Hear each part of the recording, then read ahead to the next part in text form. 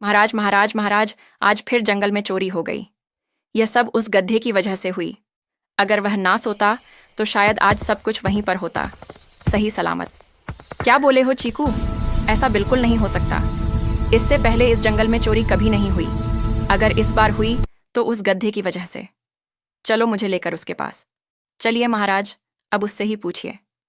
क्यों रे गधे, तुझे एक काम सौंपा जाता है और तू उसे पूरी जिम्मेदारी से क्यों नहीं करता? महाराज, मैं मानता हूं कि मुझसे गलती हो जाती है, पर मैं आपको यह बता देना चाहता हूं कि कल रात मैंने पूरी रात जागकर इस गुफा की निगरानी की थी। पर मुझे मालूम नहीं ये कैसे हो गया। जरूर यहां पर कोई जादुई शक्ति है। अरे मूर्ख गधे, इससे पहले इस जंगल में कभी चोरी नहीं हुई, लेकिन जब से तू इस गुफा का रखवाला नियुक्त हुआ है तब से कुछ ना कुछ छोटी से छोटी चीज खो रही है। महाराज, इस गधे को डांटने से कोई फर्क नहीं पड़ता। अब ऐसा करिए कि हमें सच का पता लगाना होगा, और उसके लिए मुझसे बड़ा जासूस कोई नहीं। इसलिए आज रात को इस गुफा की रखवाली मैं करूंगा।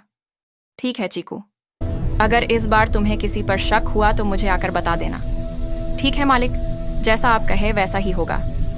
इतना बोलकर शेर वहां से चला जाता है। क्यों चीकू, तू अपने आप को बहुत होशियार समझता है। तुझे क्या लगता है मैंने पूरी रात जागा नहीं? मैं पूरी रात जाग के इस गुफा की रखवाली की। पता नहीं किस बीच इस गुफा में चोरी हो गई। गधे, मुझे इतना बता, ये जो चोरी हुई है किस चीज की हुई है?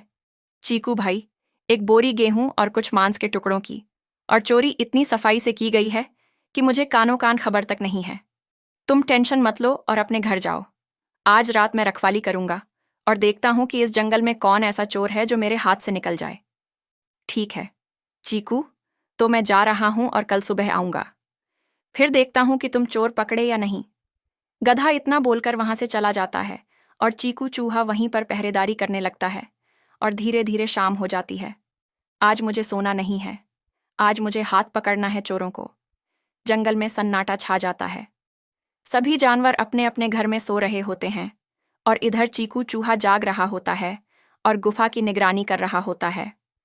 निगरानी करते करते पता नहीं कब चीकू चूहा सो जाता है और फिर सुबह हो जाती है। तभी शेर खान और गधा दोनों वहां आते हैं। देख रहे हैं महाराज, जो बड़ी बड़ी बातें करता है अक्सर वह कुछ नहीं कर पाता। कल इसने बहुत बड़ी बड़ी बातें की थीं कि मैं पूरी रात जाकर इस गुफा की निगरानी करूंगा, और अभी आप खुद देख लें महाराज, कितने आराम से सो रहा है। अरे वो मूर्ख चूहा, उठ जा, सुबह हो गई है। ऐसे ही गुफा की निगरानी करेगा तू? बोल।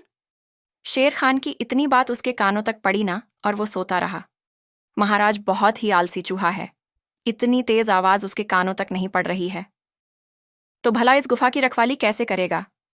ज्यादा सफाई मत दे गधे। तूने भी इस गुफा की निगरानी की और उसका परिणाम मैंने देख लिया। अब इसकी बारी है। अरे वे चूहे के बच्चे, उठ जा, नहीं तो मुझे गुस्सा आ गया तो तेरी मौत निश्चित है। अरे महाराज, मुझे माफ कर देना। आज मैं कब सो गया मुझे पता नहीं चला। जरूर यहां पर कोई जादुई शक्ति है जो हम सबको बेहोश कर देती है। चुप कर, अब तू भी अपनी गलती छुपा रहा है। अब गधा अंदर जाएगा और देख कर आएगा कि क्या क्या चोरी हुआ है। शेर खान की इतनी बात सुनकर गधा गुफा के अंदर जाता है और फिर थोड़ी देर में वापस आता है। महाराज, आज भी एक बोरी चावल और कुछ मांस के टुकड़े गायब हो गए हैं। किसकी हिम्मत, जो इस जंगल में चोरी करे, वो भी मेरे रहते हैं। किसे अपनी मौत का डर नहीं? कौन है जो ऐसा कर रहा है? महाराज, मैं हूं नीरा बकरियों की मुखिया। आज रात मेरे घर से मेरा बच्चा चोरी हो गया। मैंने बहुत ढूंढा पर मुझे कहीं मिला नहीं। ये क्या हो रहा है जंगल में? मुझे कुछ समझ में ही नहीं आ रहा है। अब सबसे पहले घोड़े के पास चलो। महाराज, आप अचानक से यहाँ कैसे आए? और इन सबके साथ क्या मुझसे या मेरे परिवार में किसी से कोई गलती हो गई? अगर गलती हो गई हो तो मुझे माफ करना। नहीं, ऐसी बात नहीं है। घोड़े, जंगल में कुछ हो रहा है, और जो हो रहा है बहुत बुरा हो रहा है। इसलिए तुम जंगल में जाओ और सभी जानवरों को सूचित कर दो कि रात में वह पहरा दें, और जैसे ही उन्हें कोई शक मिले आकर मुझसे साझा करें। ठीक है महाराज। मैं तुरंत गया और तुरंत आया। शेर खान की इतनी बात सुनकर घोड़ा जंगल के सभी जानवरों को सूचित कर देता है और शेर खान के पास वापस आता है।